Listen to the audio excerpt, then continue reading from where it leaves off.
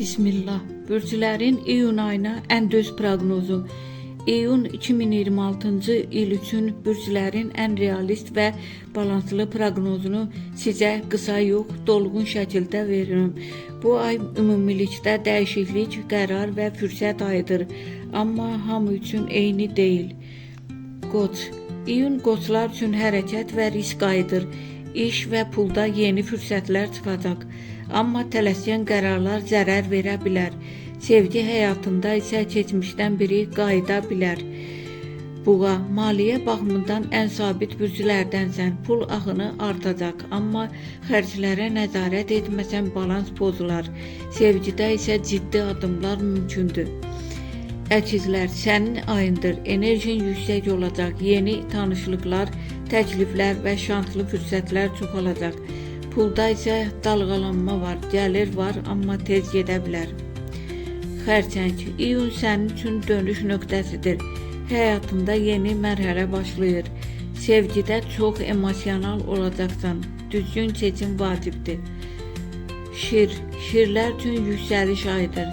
Karyerada diqqət çəkəcəksən. Pulda artım var, amma qürur səbəbilə bəzi fürsətləri qaçırda bilərsən.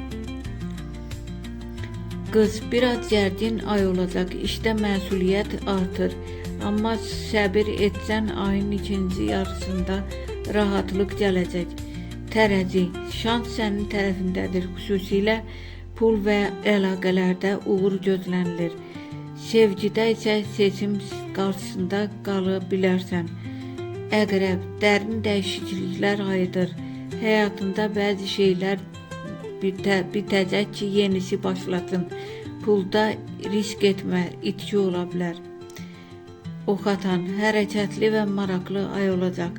Səyahət, dəyişiklik və yeni imkanlar var. Sevgidə isə qəfil başlayan münasibət mümkündür. Oğlaq, əziyyətin qarşını alacaqsan və iş və pulda yüksəliş var. Amma şəxsi həyatı unutma, balans vacibdir. Dolça, yaradıcı ideyalar ön plandadır. Yeni layihələr uğur gətirə bilər. Pulda isə gözlənilməz qazanc şansı var.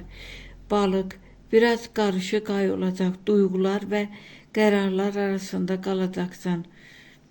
Ayın sonuna doğru hər şey aydınlaşacaq.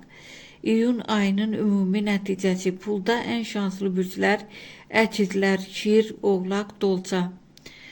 Ən gərgin bürclər qız, əqrəb, balıq. Sevgidə ən şanslılar buğa, tərəzi, oxatan.